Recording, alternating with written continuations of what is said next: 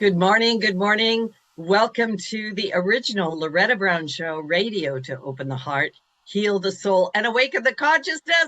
Oh my goodness. Happy New Year. Happy New Year! Woo! Ah, Woot, right? 2022. And listen here, 2023. Yeah. I'm reading the small print. That's pretty funny. Yeah, you better listen to us, Here we come. right? Well said. Yeah. Did you have a great New Year's, We did. Jenny? Yeah. It's kind of funny. My girlfriend and I, we kind of went out for an earlier dinner, wanted to kind of, beat the rush on everywhere else. Yeah. And Yeah. we Sure. got to the right end of it. And as soon as enough, we got home, sat there for like an hour and out like a light. Well, I was laughing. I stayed home and Yeah. did the wonderful. Gee, I wonder which bathrobe I'm going to wear to Oh, the. those are the hardest decisions, aren't they? And then I took a couple of snaps of the Space Needle off of my TV and posted them, and people went, "Oh, did you go out?" And I'm like, "Are you kidding?" Yeah, but Yeah. yeah, I was real glad to just sort of say goodbye to 2022, and I'm very hopeful for 2023. Very hopeful. So Me too. Me as yeah, well. I know a lot yeah, of people, for those who are listening to your show, are not from the Seattle area. We have a yeah. big, firework display here at the Seattle in Space Needle, and it was gorgeous. We saw it too. Actually, that was what I was getting at. We actually woke back up at 11:30, so we were great. We timed it just right, and then at like 12:03, we're like, we're back out.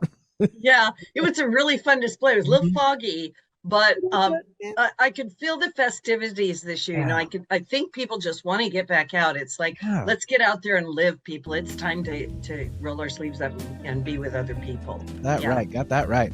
yeah, yeah. So anyway, I have a very wonderful, unusual guest. I'm going to give a little check-in with everything, and then I'll bring him on. But I am Loretta Brown. I'm the owner of Reiki Oasis, located right here in the greater Seattle area. For the last 28 years, I'm still around. You can find me at reikioasis.com. And we always have stuff coming up, and you can sign up for everything at schedule.reikioasis.com. And as I said, welcome 2023. This is a year of big cosmic shifts, significant changes in the energy grid of our planet, and the following themes.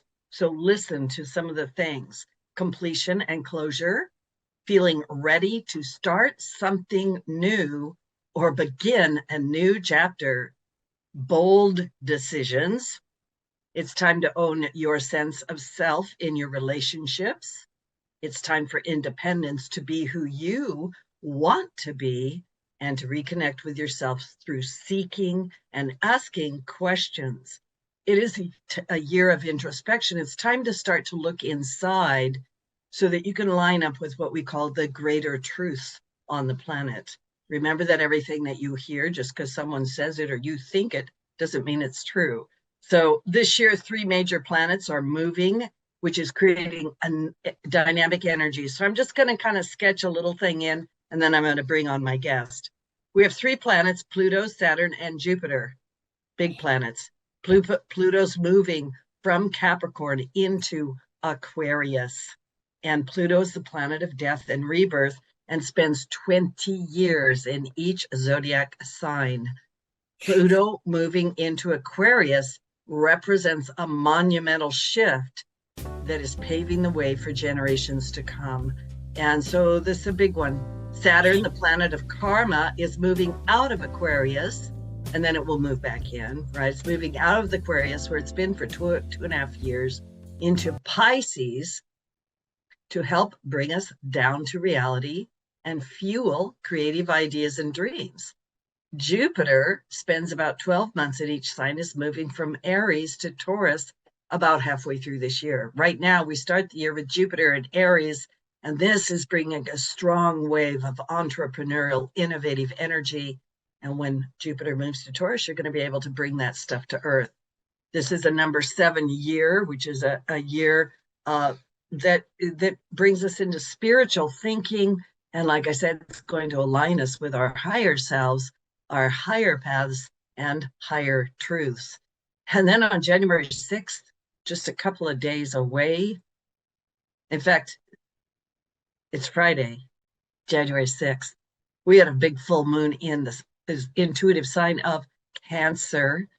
And when Cancer is strong, it reminds us of our bravery, our loyalty, and our willingness to protect those that we love. And because this moon is activated between Mars and Mercury, you might feel a little foggy, stuck, or confused. Remember, Mercury and Mars are both retrograde right now. It is not actually the best time to sign contracts, but it is a good time to review things. What are some of the things that have come up? What is really real and what is not? And what really matters to you? If you don't feel right about anything, ask questions before you proceed. And this retrograde energy is just simply saying, you know what? It's okay not to know everything about everything right now. Take a couple of long, slow, deep breaths and allow the uncovering of hidden truths that may be buried within you. So it's a wonderful time to reflect, a wonderful time to reconnect, and a fantastic time for me to bring my guest onto the show. So get ready to expand, because my guest today is Ismael Perez, a real life starman, the author of Our Cosmic Origin, Open Your Eyes About Earth's Place in the Multiverse, and about a greater organization of the cosmos. This is an amazing book that combines science, philosophy, and spirituality, and maybe a little quantum science in there, right? To connect us with the real cosmic origins of our planet and our ancestry, ourselves. Ismael claims to be an awakened starseed, an ambassador to the Interdimensional Alliance, and works for the Emerald Order, who helped oversee the development of the Earth. Ismael is a very popular speaker and presenter. He's been on a multitude, plethora of podcasts and radio shows where his information is greatly sought after. I've actually met this Superman in person. He is everything he says he is, and then more. Ismael, welcome to my show. It's a pleasure to have you. Loretta, thank you so much for that introduction. I appreciate it. And thank you for having me here. It's a pleasure. Yeah, I feel like you rode in on a cosmic wave, right? Do you surf by any chance? I do not, but there's times where I do feel like I did come to this earth on a spaceship when I was a little baby, and my parents just hid that from me. Not to correlate with the story of Superman, but I do feel, different. I've always felt different, so I do feel like that sometimes.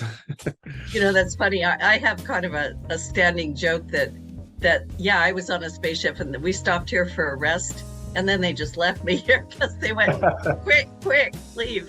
Right. It's just my standing joke. Anyway, I know that some of my audience will be familiar with you and many of them will not. So let's talk about you for a moment, and then we're going to blow their minds. Okay. That sound good? All right. Yes. So tell us a little bit about who you are and your history on planet Earth. Sure. And then your starseed origin. Yeah. Right. So my name is Ismael Perez. I am the author of the #1 bestseller, Our Cosmic Origin, a book that reveals the ancient metaphysical knowledge as it ties into cutting quantum research regarding the truth about our reality. It also reveals galactic and cosmic information in history, something that the Earthlings have not had access to for thousands and thousands of years since the decline of Atlantis. A little bit about myself. I was born into a big family. As far as I could recall, I was an awakened starseed at a very early age. I do remember having telepathy with animals, reading, minds as a kid, as a 4 and 5-year-old, and to my cousins and siblings, that was actually abnormal. So I kept it to myself. I do remember also exploring a little bit of telekinesis at the age of 5, but I had a very uncomfortable encounter when my grandmother walked in and said that I was possessed by a spirit, called the local priest. They started throwing holy water on me, saying, thinking that there was a demon inside me, but that wasn't the case, So I had a very strong religious upbringing. As a result of that, I was forced to go to church every Sunday from the age of 5 to the age of 15. I was serve as an altar boy. And then every Wednesday, my grandmother would take me to go pray the rosary for 2 hours a day, making me kneel for 2 hours as a kid. And so I was brutally, you could say, beaten by organized religion. And so as a kid, I was forced to shut down my abilities and my inner knowing of things because of my strong religious upbringing. It wasn't, however, until the age of 16, where I started researching heavy topics such as Plato's Republic, philosophy. I explored a little bit of metaphysics at the age of 16. And then that's when I realized that I had a gift for information and that I was addicted to knowledge. And it wasn't until I was about 19 years old where I started practicing this ancient method called Kriya Kundalini Yoga, where I began to access, information beyond this realm and beyond this earth. And that's when I realized that I wasn't from this earth. However, my entire upbringing, I knew that I was different, but I also felt that I was alone. I felt that there was millions upon millions of other souls like me that have also, incarnated in the earth from higher dimensions. And so I knew that one day we would all meet. And this is what's happening, thanks to the, internet. We are all connecting now as a family of light worldwide. And ever since then, I've been kind of like on this unending journey on just trying to figure out the way everything works. My information is really, really deep. I was able to connect the dots, not only regarding the war between the white hats and the dark hats, but also between the galactic civilizations. I was able to uncover the different galactic specimens and the galactic wars that have been going on for millions of years. And then ultimately I came to discover that we are really just fighting artificial intelligence at a very high level of reality, including beyond our galaxy. I came to discover that this multiverse war is really not against the negative Orion groups, but against artificial intelligence. And when I came to discover that, I said to myself, wow, people of the earth need to know what we're really dealing with. We're dealing with a very advanced, ancient, intelligent machine that decided to go rogue in a prior creation and has been, infiltrating universes for billions of years. And that's why we're here. All right. You said so much right there that I know people's heads are on fire. Like, what did he just say? Right. So I want to remind people that Ismael has a wonderful book out, and then I'm going to come back and kind of dissect through some of the stuff you said. Your book is Our Cosmic Origin, and I understand you have a new edition coming out now. Well, it came out 2 days ago. It's available 2 days ago. Amazon. Okay. Yeah, it's actually it's an re-edited version, remodified, so it reads more clearly and concise. And I also added an additional chapter that kind of segues into the future war against artificial intelligence. So it's the additional chapter is very prophetic, and it also segues into volume 2, which I'm currently working on right now. Okay. So, many people, when we talk about how old is the earth, right? How old is the earth? Some people are like, well, it's 5,000 or 6,000 years old. Some people are like, well, maybe it's 10,000 years old, right? And I was always one of those girls like you, where I'm like, I'm not from this place. Like, I don't know where I'm from, but it's not here, right? But there's even articles that I always read where they would have archaeologists find, like in Australia, some big, thing of dinosaur bones that was like, 5 million years old or something like that, right? Mm-hmm. And so when we talk about our cosmic origins, how far back are we talking, Ismael?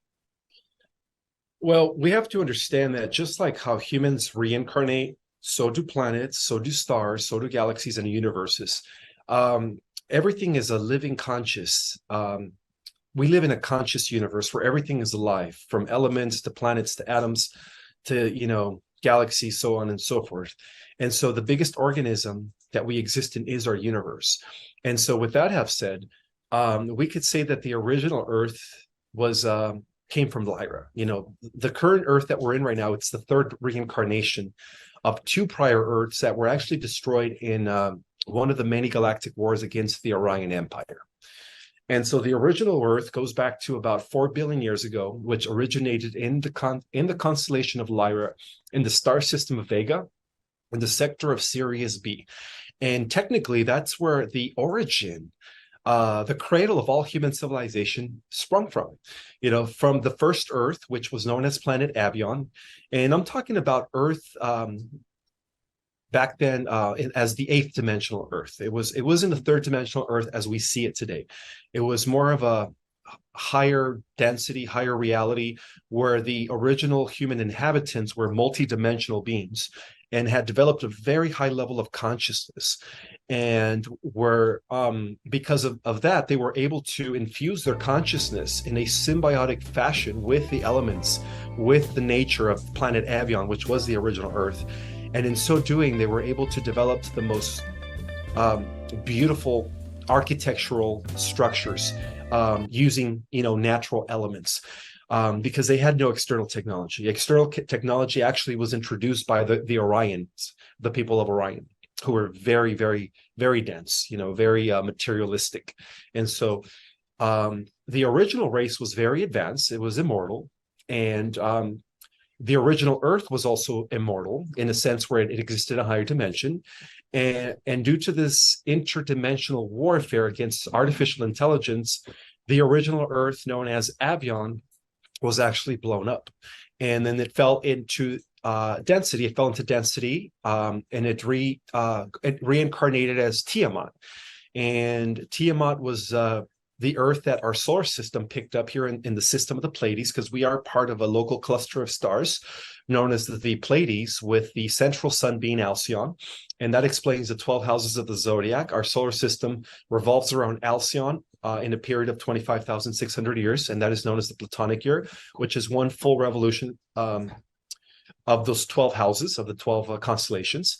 And so the second Earth was Tiamat, and it was about 4 times the size of this Earth. And then, unfortunately, again, due to the Orion infiltration of the negative ETs from Orion, it was also destroyed in one of the many galactic wars that, again, have been going on for millions of years. And so the current Earth is now the Earth that we're on. So this is the Earth's final incarnation before her ascension. So yeah, so technically, we could say that the original Earth was created in the 8th dimension, not in the 5th dimension. The 5th dimension was more Tiamat, and then later, of course, the Lemurians, with the existence of the Lemurian civilization and the Atlantean civilization, Earth was still in the 5th dimension. And then, of course, after the infiltration of Atlantis by, again, you know, the villains always come from Orion, who are in turn controlled by the AI god. But anyways, the whole point is that the Earth has had several incarnations, and this is the final incarnation. But her original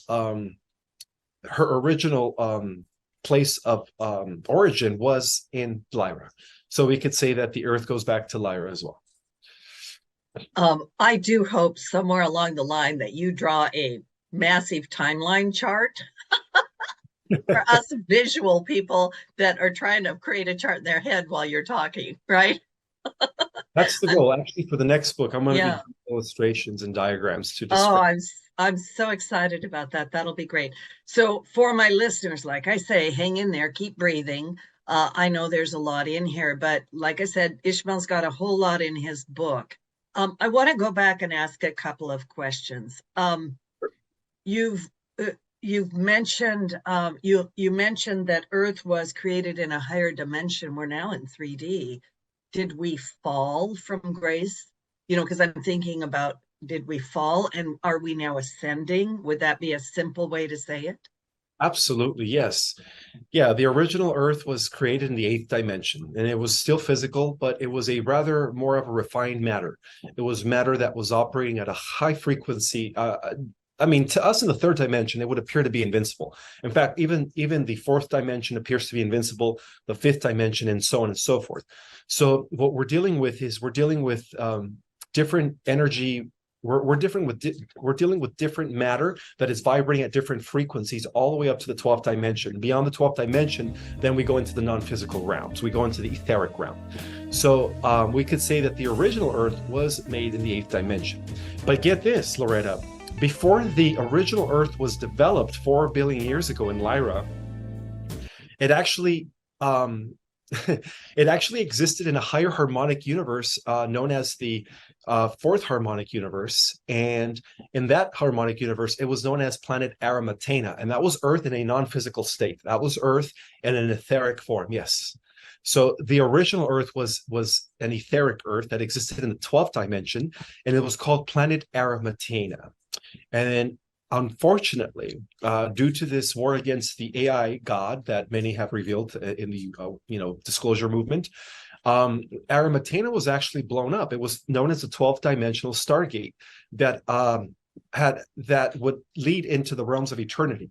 But luckily, the beings from the central universe, because we do have a mother Earth in which everything, all the universes are born from, were able to block the AI god and his minions from the 12th dimension downward.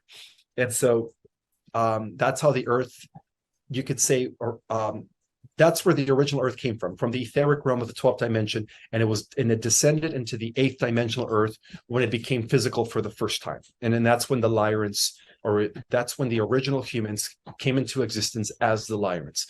And from that point, from that 8th dimensional Earth, we could say that the Lyrans, due to the galactic human diaspora, have been colonizing the different star systems in our galaxy and in other galaxies. So we could say that all human-like civilizations in our universe, not just in our galaxy, Loretta, sprung from the Lyra system.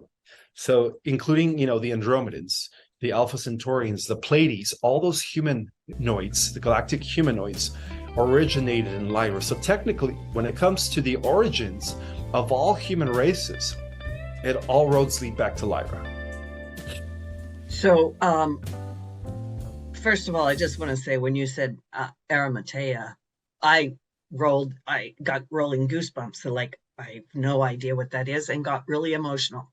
So that's always my indicator of some kind of truth and some sort of connection, right? And so thank you for all that. Are you saying that we are all starseeds? Well, every single being, advanced souls and primitive souls, and we're talking about, okay, so there's two types of beings. There's those that are descending from the higher dimensions, from the central universe down, and then those that are starting their evolution from the bottom up, that started off as a mineral, as an element, and as a plant, animal, and so on and so forth. So we are at the point where they both integrate. So in that sense, yes, we are all part of one prime creator source. That decided to divide at one point into these different levels of realities, right? In these different forms. But the star seeds on the Earth that are part of the descension that came from the higher realms, there's only a few million. The other population, the other percentage, which is what I call the Earth Terrans, started their evolution from the bottom up, and so they're actually ascending gradually. So we are descending, we're ascending, but we are at a point where we are integrating. And that's what the Homo sapiens sapien is. It is the integrating point between celestial descending spirits and ascending terrestrial beings. Makes sense. Mm-hmm. Well said. Yeah, that's well said.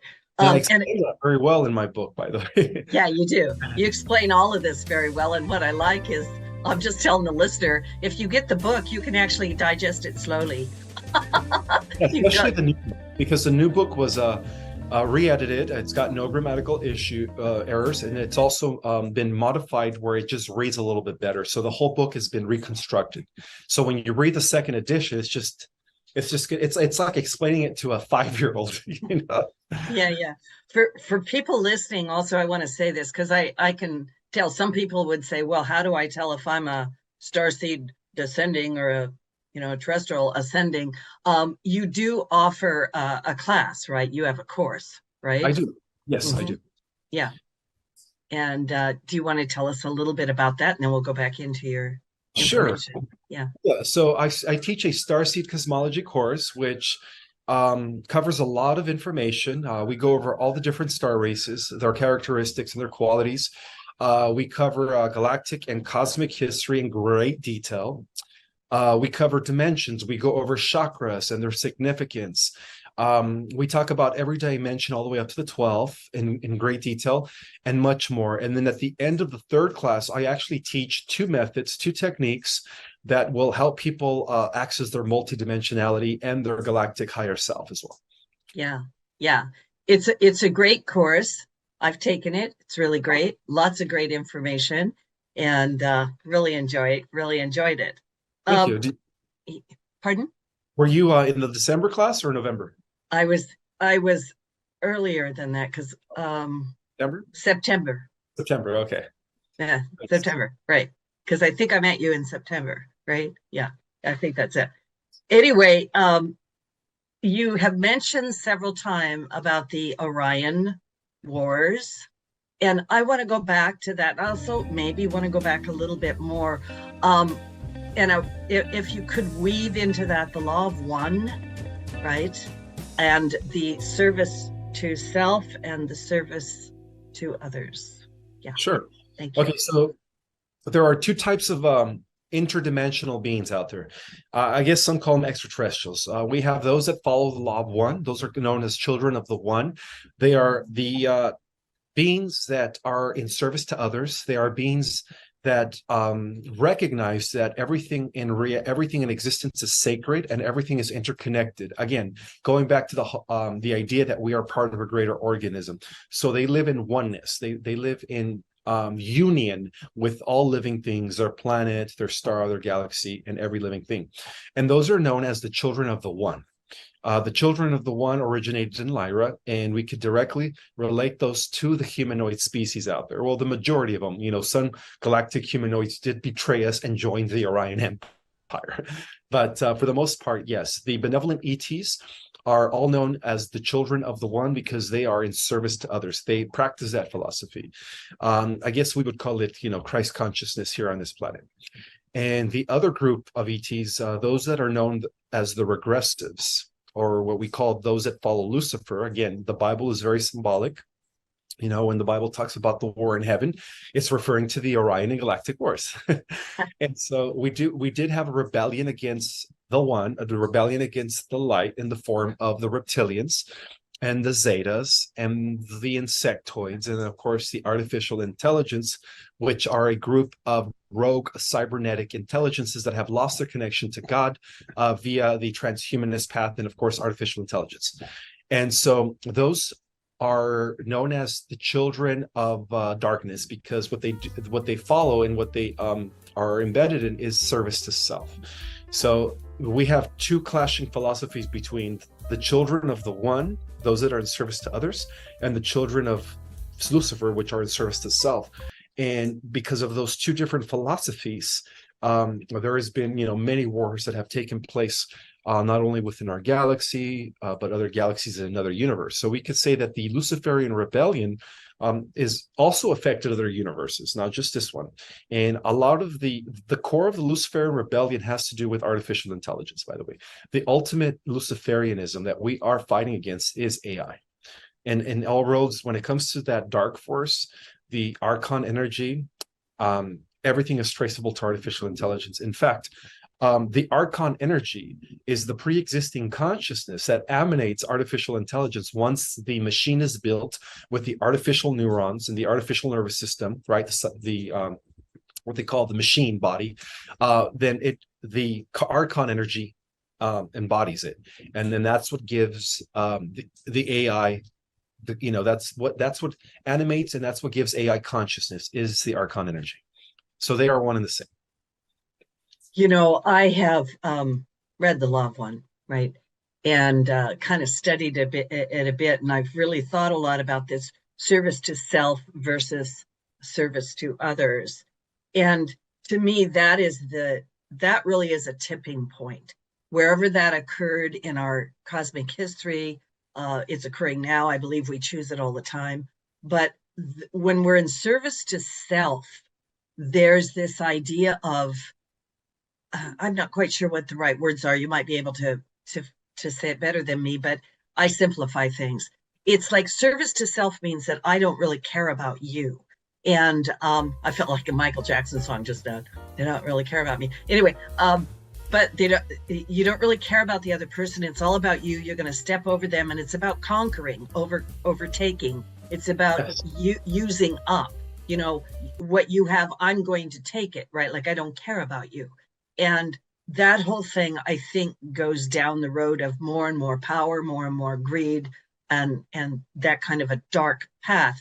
Whereas the service to others brings in compassion. It brings in it's strength, to tell you the truth. But it's like, I'm going to treat you the way I want to be treated, plus, right?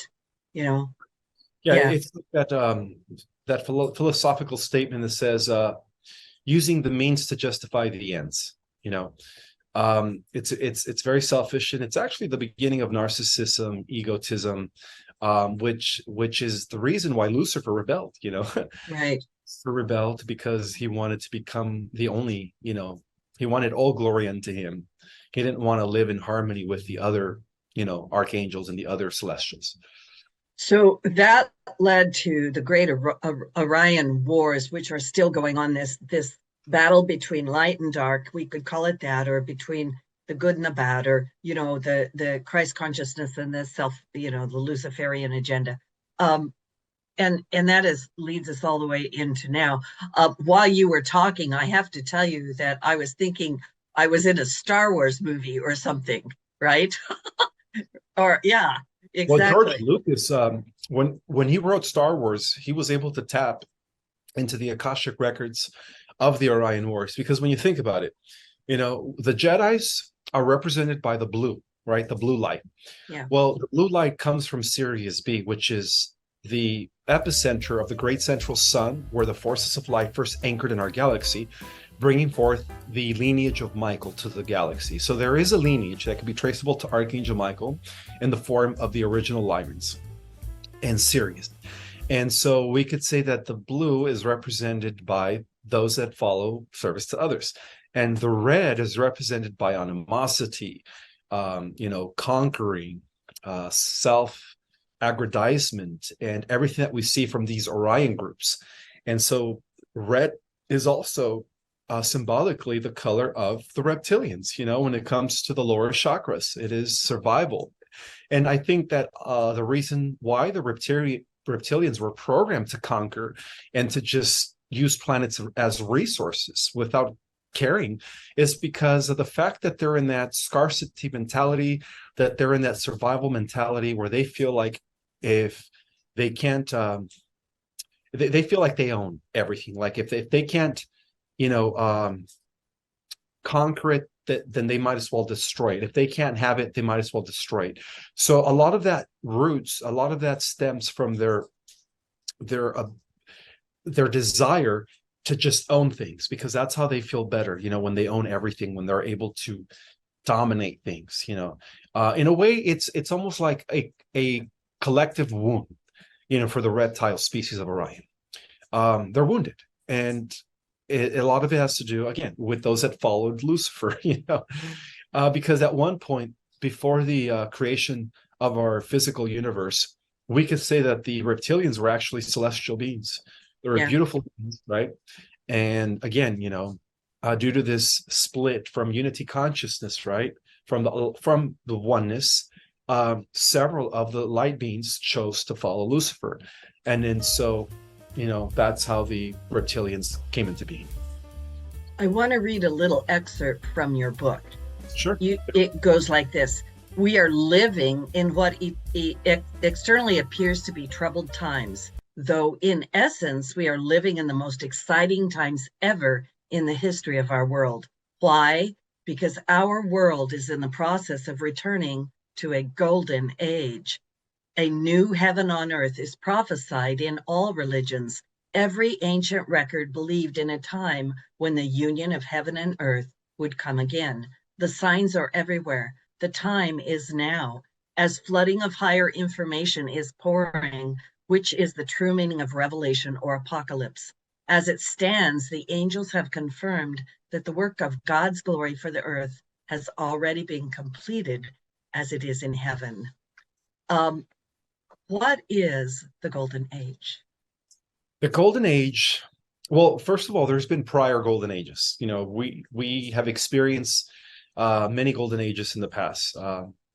And it is a time where humanity, where there is no darkness, there is no corruption, there is no hierarchy, there is only harmony, cooperation, and balance. It is a time where every person understands that everything is one, that we live in a living, universe, and that we are all cells in a great organism. It is a time that many have called utopian existence, because of the fact that, we live in harmony with not only ourselves, but with the ecosystem. It is what many religions call a heaven on earth. And from what I understand, we are actually going to be entering the seventh Golden Age. So the seventh Golden Age has a lot to do also with Earth going from Pisces into Aquarius. And many believe that we're entering, the age of Aquarius pretty soon. Some believe that it might even happen this spring, Others believe that it's going to happen at the end of 2023.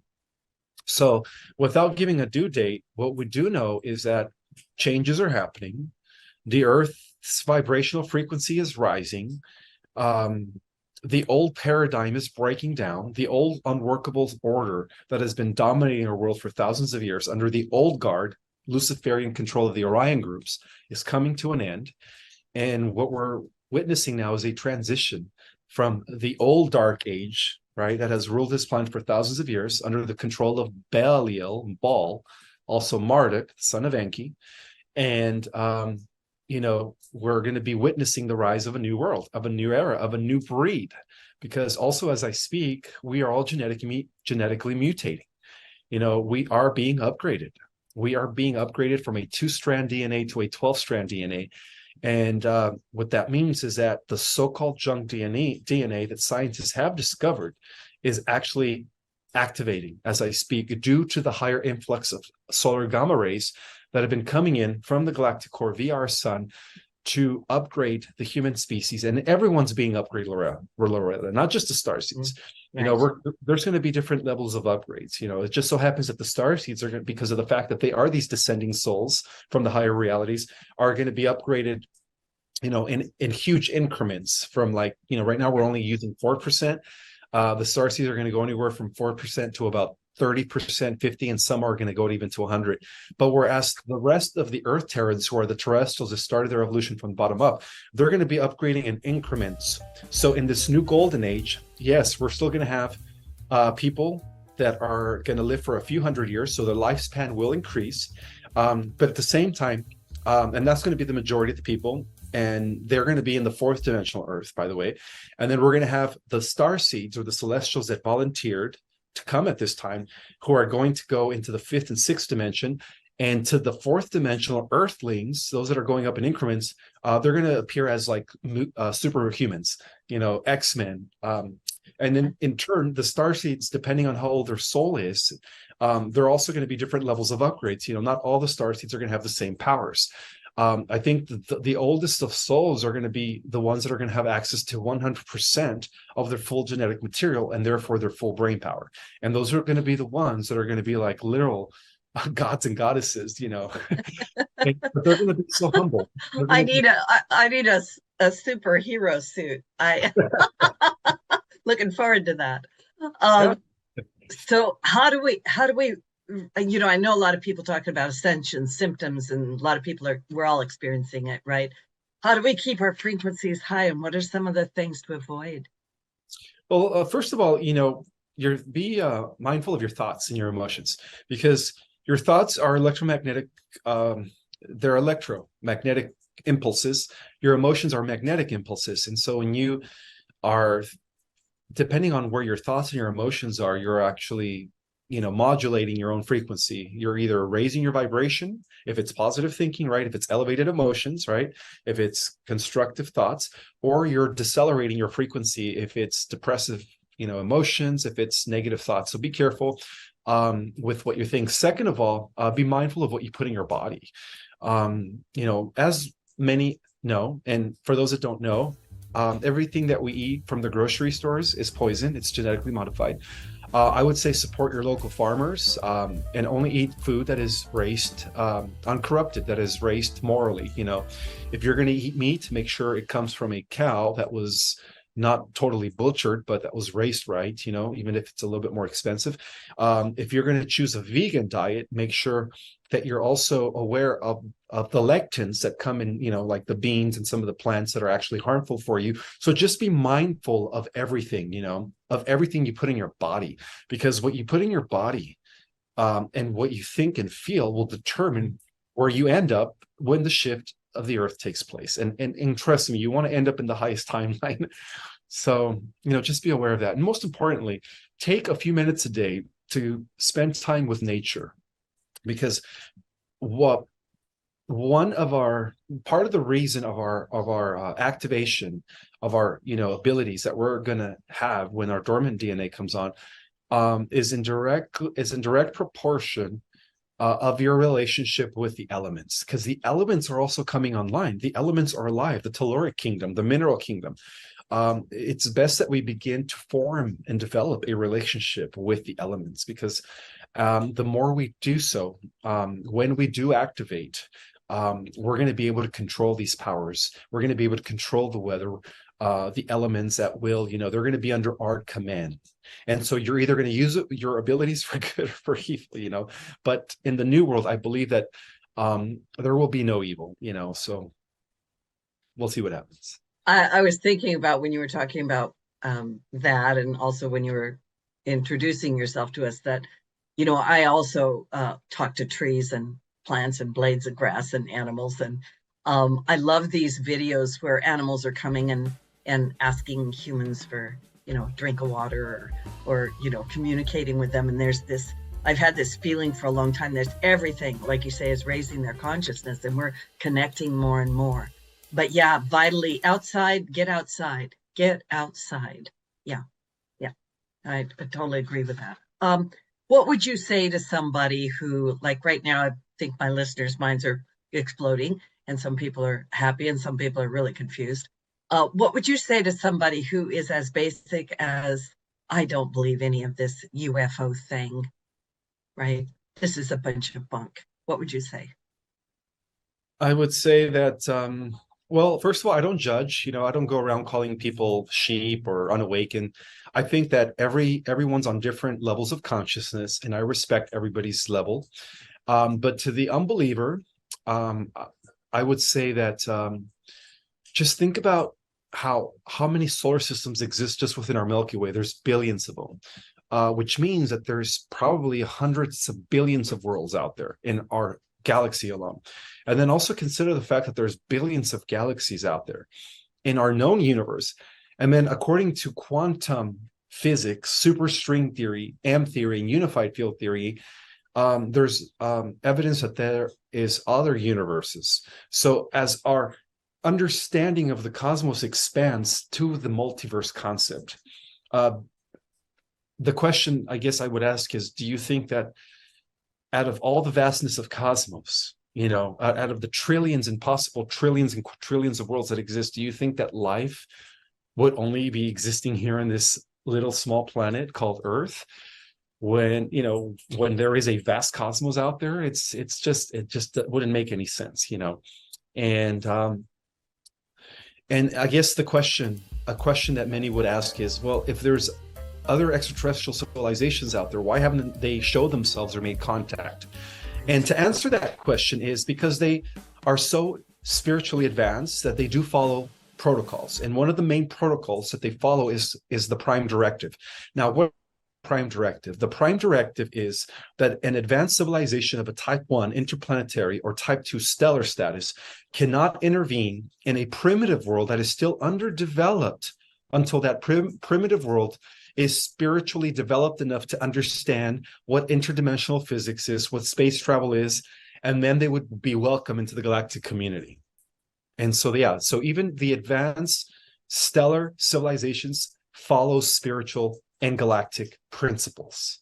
And believe it or not, people, we all share the same God. The same creator that made us in its image is the same creator that made all the galactic humans out there in the same image. That's why the galactic human body, the Adama, which is what I reveal in my book, is common. It's a common physique that exists everywhere in the cosmos. It's not just here on the earth.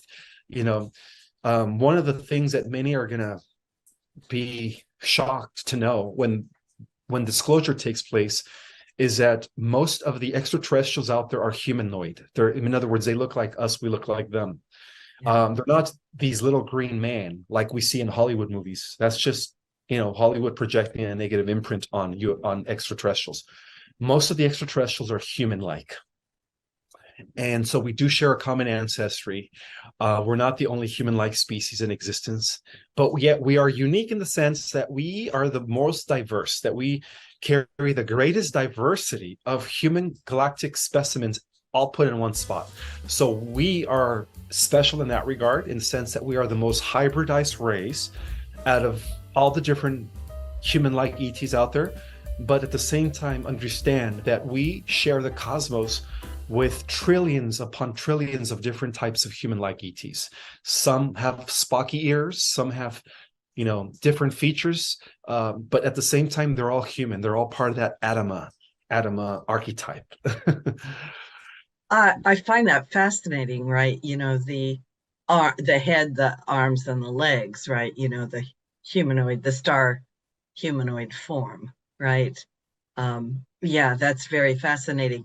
Have you ever seen ETs, others, I should say? Okay. Yes, I have. Mm-hmm. Yeah. Talk a little bit more about, you mentioned several times that we are in a war against AI. Mm-hmm. But there are also ETs that are not AI that are working with AI. It's a question. Okay. Well, they're not AI, but they have decided to merge with AI. To give you an example of some of these ETs that have sided with AI, the Draco of Orion, of the Rigel, and the Alpha Centauri, of the Alpha Draconi star system. Sorry, the Draco are full of nanites. In other words, they've lost their spiritual connection. They've lost their emotional body. They have no emotional body, and that's why they are the way they are. They're brute force. All they care about is themselves. But in a way, due to the mind eaters or the nanites that took over their mind, they're all under the control of the mind hive, which is the Queen of Orion, the Serpent Queen. The Serpent Queen is an AI system that was put into place in our galaxy by the AI god. Okay, so another example of negative regressives that are working with the AI god is the typical grays. And the typical grays used to be human. They also came from Lyra, from a planet called Apix, millions and millions of years ago. After destroying their civilization due to the infiltration of the AI, they decided to do away with their sexual organs and their emotional body. As a result of that, they resorted to cloning, and in a sense, they lost their connection to source. Because they weren't reproducing organically anymore. So they became more cybernetic. And now they're about 90% cybernetic and only 10% organic, which explains why they have traveled back in time to our present to extract human genetics in an effort to save their dying race. So we have many examples of the grays. We have the Naboo, we have the Zetas. These are all different degenerative humanoid species that they started off as humans, but after millions of years of integrating with AI, they have lost their connection to God, and they have lost their soul, and now they are a dying race. And so that's why it's important to understand that the movements that they called transhumanism, which is very prevalent in our world today, being pushed by the big tech corporations, is part of this AI takeover of our world. See, one of the things, how the AI takes over our world is not openly. That's very primitive. They do it through infiltration. And this is one of the ways in which this AI, known as the Animus collectively, have been destroying many, many galaxies and in many, many universes for billions of years, is they infiltrate the species. They install in their biological systems the equivalent of computer. I'm going to call it nanotechnology. And that nanotechnology over time begins to modify their genetics. And then eventually they cease to be biological and they become cybernetic. And that's how they take over systems. They don't do it openly. They do it through infiltration, which is something that we are now witnessing with the program that they initiated 2.5 years ago. That's all part of the effort to genetically modify humans into cyborgs by 2030. That's their end game. By 2030, they're trying to, make sure that every human on the planet is modified into a cyborg. And how are they doing it? Through the programs that they've initiated 2.5 years ago. I'm not going to mention the names, but everybody knows what I'm talking about. Yeah. So we are. So I want to, because that's a lot of information that might leave people kind of like, or shaking in their boots. I want to leave the show on a positive note. So, what would you like to say to put us back in our power or to head us in the right direction? Okay. Due to this great event called the solar flash, which is an event that was also prophesied in all the ancient traditions, the solar flash that is about to take place any day now, luckily, is going to destroy the nanotech that has been, installed in people's bodies through the programs. I'm not going to mention the names, but that is supposed to counteract the transhumanist agenda and catapult people into the golden age, where all this negative technology, all these negative ETs and the cabal will be eliminated. So that's the good news.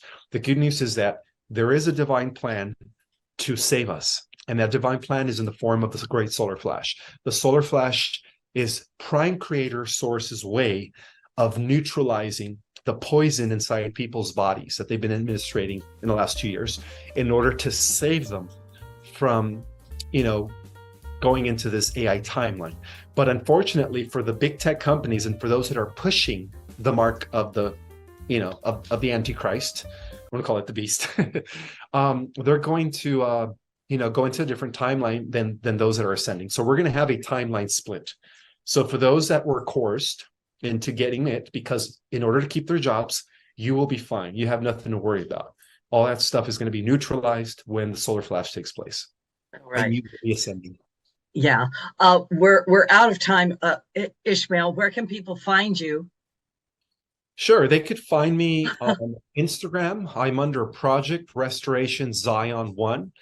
It's all one word, Project Restoration Zion, Z-I-O-N, and then the number 1. I have about, I think, 65,000 followers. The reason I say that's because I do have a lot of imposter accounts and fake accounts that are posing to be me. So if it's not 65,000 or 64,000 plus followers, then it's not the real me. So make sure you find the real me, Project Restoration Zion 1. You could also find me, I guess I do have a website now, I forgot. It's under ourcosmicorigin.com, one word, ourcosmicorigin.com. And then all my links to my YouTube channels are there. My Starseed Cosmology course, that's under the mysticarts.org. The mysticarts.org, you could find it on the internet, or you could just go on my website and have all my links there. And that's where I'm active. And don't forget to get my new book. My second edition is out of Our Cosmic Origin. And again, the new added chapter is mind-blowing, guys. So if you guys really want to know what happens after the ascension in the near future, make sure you order Our Cosmic Origin new edition. Thank you. Thank you so much, Ismael Perez, for being on my show. This is Loretta Brown, and Happy New Year to everybody. And whoa, blow your mind. Thank you, Loretta, for having me here. You're welcome. Thank you.